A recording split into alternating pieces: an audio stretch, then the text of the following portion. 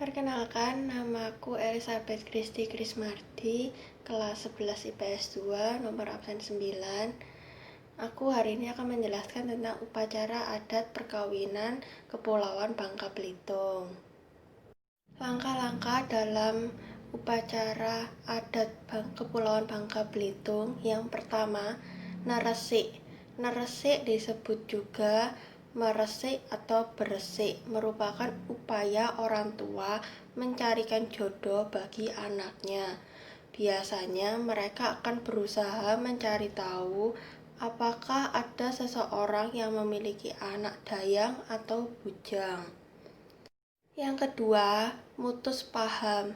Setelah keluarga bujang dan dayang saling mengenal, maka adat perkawinan dilanjutkan dengan mutus paham yang merupakan upacara meminang. Pihak orang tua calon mempelai perempuan mengunjungi rumah calon mempelai laki-laki.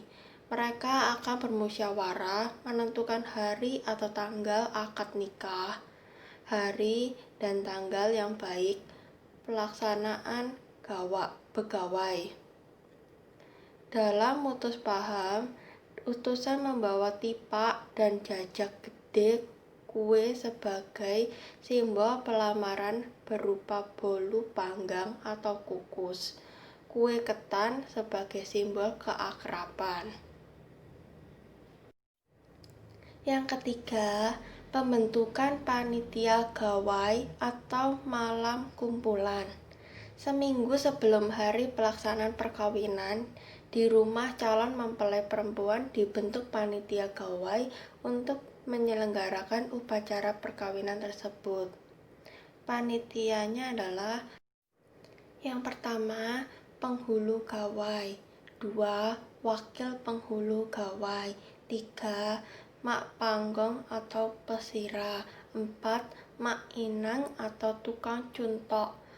5. Tukang tanak nasi. 6. Tukang ngundang. 7. Tukang nerima tamu. 8. Tukang masak aik. 9. Tukang periksa sajian. 10. Tukang angkat sajian. 11. Tukang lepas sajian. 12. Tukang nyuci piring atau tukang bebasun. 13. Tukang berebut lawang. 14. Tukang jage jajak. 15. Tukang ngantar makanan pengantin. 16. Tukang ngarak atau grup hadrah. 17. Tukang ngambelek pengantin. Yang keempat, selamat gawai atau ngiro gawai atau selamat pajang. Dalam upacara tersebut, pada siang Kamis, dukun kampung menaburkan kesalahan yang dibuat dari campuran daun neruse dan daun ati-ati di dalam dan di luar rumah. Pada hari yang sama tersebut, Mak Inang menghias ranjang pengantin. Sebelum Mak Inang memasang kelambu, Mak Inang terlebih dahulu membaca shalawat sebanyak 3 kali. Dalam upacara nyelamate gawai disediakan dulang khusus yang berisi 2 buah telur rebus yang diletakkan di dalam cengkarok, pisang, dan berete. Yang kelima, betangas. Mandi dari uap dari berbagai bunga dan ramuan yang bertujuan untuk mengharumkan badan perempuan. Dalam betangas, badan mempelai perempuan kecuali wajah dan kepala ditutup dengan menggunakan tikar lais sehingga uap ramuan dan bunga akan maksimal diserap tubuh. Yang keenam, upacara mandi kusul. Seminggu sebelum gawai digelar, maka calon pengantin perempuan melaksanakan upacara mandi kusul yang dipimpin oleh Mak Inang. Setelah selesai, diharapkan seminggu sebelum hari pernikahan, bujang dayang sudah tidak mengadakan pertemuan, harus menahan diri dalam menjelang saat yang bahagia. Yang ketujuh, ngasah gigi dan ngandam rambut. Gigi kedua calon mempelai Gigi diasah menggunakan pecahan pasok untuk meratakan gigi. Selain mengasah gigi, rambut calon mempelai perempuan akan diandam. Tujuannya adalah supaya wajah pengantin terlihat rapi dan cantik.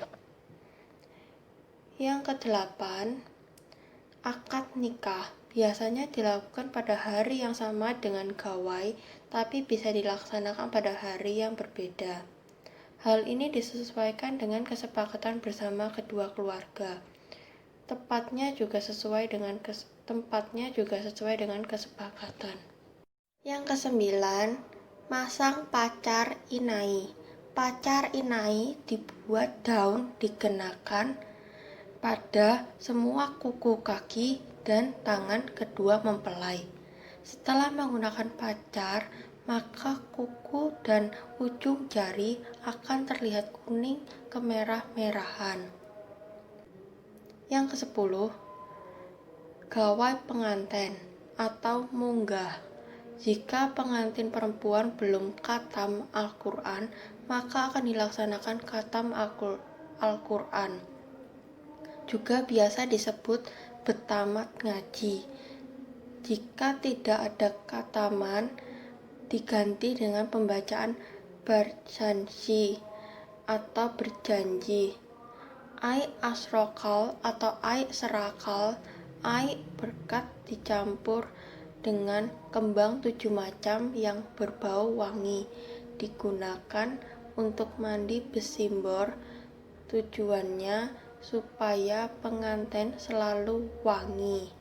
Yang ke-11, berjamu. Jamu-jamuan adalah rangkaian kegiatan silaturahmi keluarga yang dilaksanakan pada waktu malam hari. Tujuan berjamu adalah mengharap doa restu dari keluarga. Yang ke-12, mandi besimbor. Upacara mandi besimbor adalah upacara mandi bersama yang dilakukan oleh pasangan pengantin yang dipimpin oleh Mak Inang. Namun, orang tua dari kedua belah pihak mempelai dan sesepuh adat biasanya turut memandikan. Tujuan mandi besimbor adalah memberikan doa restu dan harapan semoga dikaruniai anak yang soleh dan solehah, serta usia pernikahan sampai akhir hayatnya. Yang ke-13, silaturahmi kepada keluarga perempuan atau pengantin ngadab. Yang dimaksud adalah orang tua perempuan mengulukan mengajak anak menantunya yang masih baru saja menempuh hidup baru ke rumah keluarga terdekat untuk memberitahukan serta memberi tahu hubungan keluarga terdekat atau susunan silsilah. Acara ini biasanya dilaksanakan selama lebih kurang 3-7 hari. Yang ke-14, gawai pengantin beranjuk. Setelah 3 atau 7 hari setelah kegiatan gawai pengantin di rumah orang tua pengantin perempuan, sepasang pengantin tersebut akan dibawa beranjuk ke rumah orang laki-laki. Biasanya hari atau tanggal pelaksanaannya sudah disampaikan oleh wakil atau utusan keluarga laki-laki pada hari gawai di rumah perempuan. Yang ke-15, jamu-jamuan gawai pengantin beranjuk. Jamu-jamuan yang dilaksanakan pada gawai pengantin beranjuk sama metodenya seperti jamu-jamuan di rumah pengantin perempuan. Yang ke-16, mulang atau mulangi runut. Setelah 3 atau 7 hari pengantin beranjuk di rumah pengantin laki-laki akan dilaksanakan ngulangi runut. Namun, sebelum orang tua pengantin laki-laki ngulukan anak atau menantunya di nganjuan atau membawa ke rumah keluarga terdekat, acara mulangi runut dilaksanakan berupa silaturahmi antara besan, masing-masing berpesan untuk menitipkan anaknya agar tidak dibuat menantu namun dianggap sebagai anak kandung sendiri. Setelah itu dianggap bahwa sepasang pengantin baru tersebut sudah memulai kehidupan dalam suasana suami istri atau satu keluarga. Terima kasih.